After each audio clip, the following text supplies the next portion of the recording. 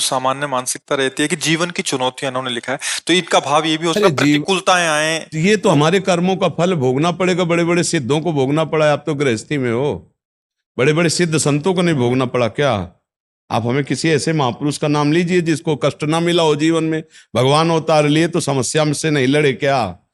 राम जी को 14 वर्ष का वनवास हुआ कि नहीं हुआ?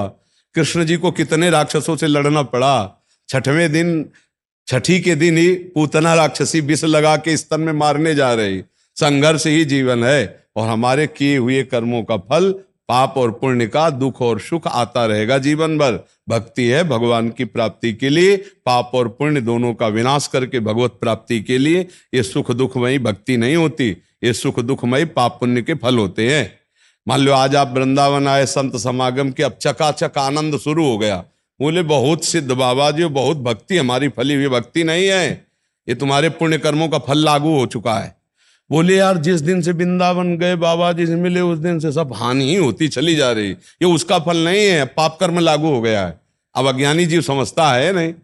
बड़ी कृपा, बड़ी कृपा का मतलब होता है आंतरिक चिंतन आपका करेक्ट, धर्म पूर्वक चलना और दुख सुख को सहकर निकल जाना, ये कृपा होता है। ये नहीं, ये कृपा नहीं होते जाओ वो सब, ये नाटकबाजी नहीं। आजकल नाटकबाजी में ही लोग ज्यादा पसंद करते हैं ये सब बातें नहीं। भक्ति की ऊंचाई है अंदर की भागवतिक वृत्ति, नाम जप करते हुए सब कुछ सहना। फिर परेशानी हमारी क्या है? फिर क्या परेशानी है? कोई परेशानी नहीं। और ऐसी चुनौतियों में फिर कैसे सुदृढ़ क्या रहें? इनकी चुनौती क्या है? कुछ नहीं है। चुनौती तो सखू भाई को बांध करके लठ से पीटा जाता था, और हा कृष्ण हा द्वारिकाधीश चरित्र सुना है कि नहीं सुना?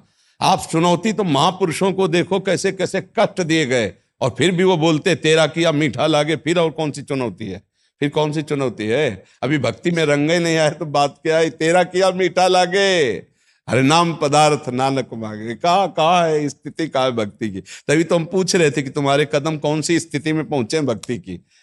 4 बातें कड़वी हो गई या 4 लोग विरोध करने लगे तो हम समझ लिया भक्ति विपरीत हो गई। अरे नहीं, अब भक्ति रंग ला रही है, विरोध में भक्ति रंग लाती है। हमारी भक्ति छूट गई तो भक्ति थी ही कहाँ? तभी तो हम पूछा कि 4 कदम कहाँ आगे बढ़े जो पीछे लौट गए। भक्ति का मार्ग ऐसा है, एक बार अगर कदम आगे बढ़ गए तो पीछे लौटना नहीं होता, पीछे लौटना नहीं होता। गर्दन कटा सकते हैं लेकिन पीछे नहीं लौट सकते, पीछे कदम नहीं लौट सकते। अभी रंग चढ़ा ही नहीं ना, अभी तो केवल सुनी सुनाई बातें। अभी भक्ति का रंग चढ़ा, अभी तो नशा नहीं चढ़ा ना भक्ति का। भक्ति का नशा चढ़ जाए तो 22 बाजारों में मार कोड़े खाल खींच ली गई ठाकुर हरिदास जी को। हरि बोल, दूसरा शब्द नहीं निकला, तो आह नहीं निकला, हरि बोल। हाँ, कितना कष्ट दिया जा रहा है, वाहे गुरु वाहे गुरु वाहे गुरु, दूसरा शब्द नहीं बोला। देखो गुरुजनों के चरित्र पढ़ करके देखो, गुरु तेग बहादुर सिंह, गुरु अर्जुन देव सिंह, गुरु गोविंद सिंह, बड़े बड़े महापुरुषों, पुत्रों को दीवाल में चुना दिया गया और भक्ति में कोई फर्क नहीं पड़ा। और यहाँ जुकाम हो जाए तो भक्ति में फर्क पड़ जाएगा, अपने को जुकाम हो जाए तो भक्ति में, वहां पुत्रों को चुना दिया गया। ईंट पे ईंट रखते जा रहे अब, लेकिन धर्म विरुद्ध सर झुकाना बर्दाश्त नहीं किया गया। तो भक्ति का रंग भी आया कहाँ है? अभी रंग कहाँ, अभी होली नहीं हुई ना। तो भक्ति आएगी तो महाराज जी प्रतिकूलता आएगी। भक्ति आएगी तो प्रतिकूलता और अनुकूलता दोनों के सहने की सामर्थ्य आएगी। प्रतिकूलता आएगी ऐसी बात नहीं है, प्रतिकूलता और अनुकूलता दोनों को सहने की सामर्थ्य आ जाएगी।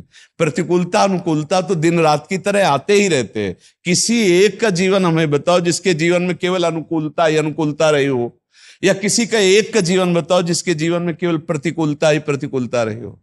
कभी अनुकूलता कभी प्रतिकूलता, कभी अनुकूलता कभी प्रतिकूलता, ये चलती रहती है। बोलो आप सबका जीवन है ना ऐसा? कभी सुख कभी दुख, कभी लाभ कभी हानि, कभी मन के अनुकूल हो गया कभी प्रतिकूल हो गया। उसको सहकर आगे भगवान के चरणों में चलना भक्ति कही जाती है। समझ